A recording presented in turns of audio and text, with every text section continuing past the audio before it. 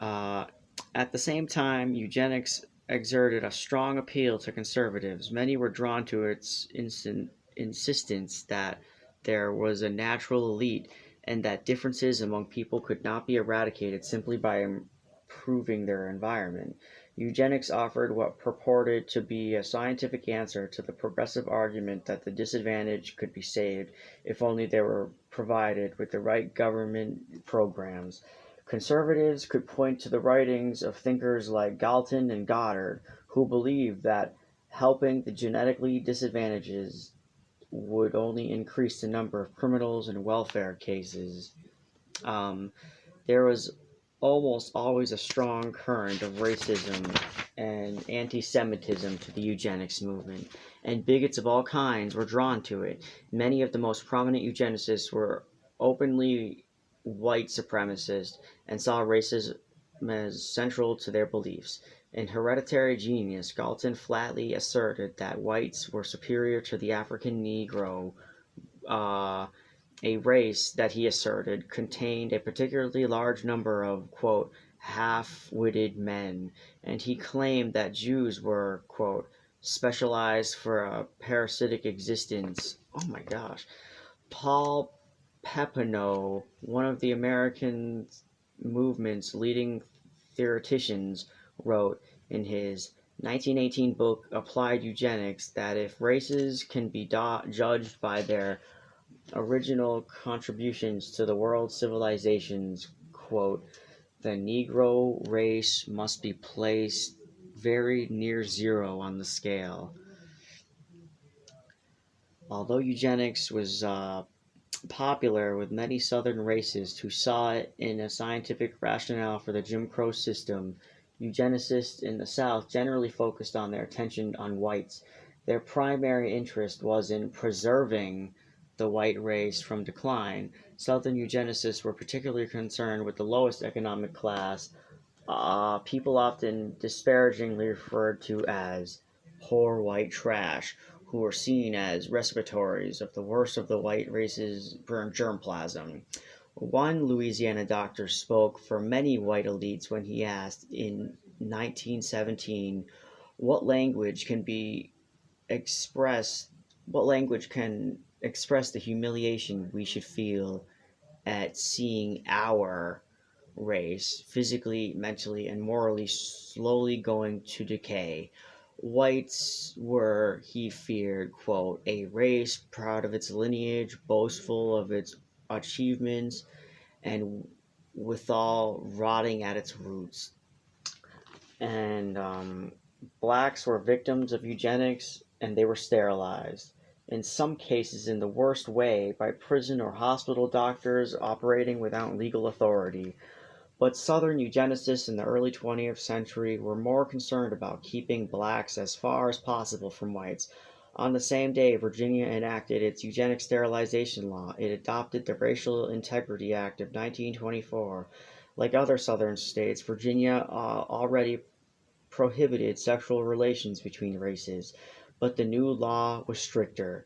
It refined every person in Virginia as either white or colored according to the one drop rule, which held that any non-white ancestry made someone non-white.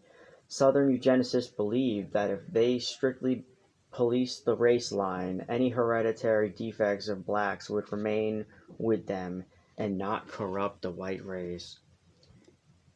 Eugenics reached into every corner of the nation and became a popular subject in the class media, often intermixed with strong strands of scientific racism. Scientific. Mass market books spread the message to a vast reading audience, none more so than Madison Grant, the passing of the who wrote The Passing of the Great Race, which argued in 1916 that the Nordic race was superior to the other races and responsible for all progress, but also in peril.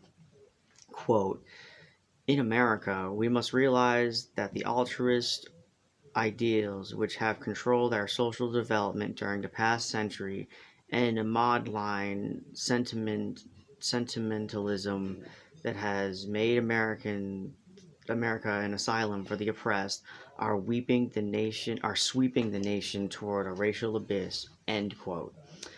In 1920, Lothrop Stoddard published The Rising Tide of the Color Against White World Supremacy, which painted a portrait of the impending collapse of the superior white civilization in the face of the global rise of people of color. Stoddard invoked, quote, the vision of the pan-colored alliance for the overthrow of white hegemony of a single stroke, a dream which would turn into a nightmare of race war, beside which the late struggle in Europe would seem child's play, he warned. Quote, we stand at a crisis, the supreme crisis of the ages. Grant's and Stoddard's racist eugenics argument resonated strongly. In 1921 speech in Birmingham, Alabama, President Warren G. Harding praised Stoddard's book, which had 14 printings in its first 3 years. Whoever, quote, whoever will take the time to read the popular Mr. Lothrop Stoddard's book on the rising tide of color, the president declared, quote, must realize that our race problem here in the United States is only a phase of the race issue the whole world confronts. Um, in F. Scott Fitzgerald, The Great Gatsby, the wealthy, the brutish Tom Buchanan, husband of Daisy, holds forth on how civilization's going to pieces and cites the rise of the colored empires by this man Goddard. Um, the reference to the rising tide of color against white world supremacy, and critics have noted that the name Goddard is an al- al- amal- amalgam of the names Grant and Stoddard, as well as being the name of the uh, prominent real life eugenicist.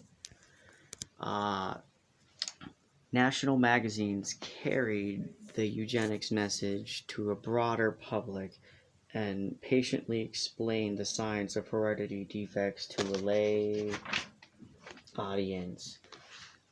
A 1915 Atlantic Monthly article that ran under the headline Some Misconceptions of Eugenics instructed that by promoting the, quote, most desirable strains and, quote, eliminating the inferior breeds, eugenics held the prospect of producing, quote, untold benefits to society. In the early days of eugenics, such articles were ubiquitous, according to one survey from 1910 to 1914. General Interest magazine ran from articles on eugenics, then on three of the era's biggest social problems: slums, tenements, and living standards combined.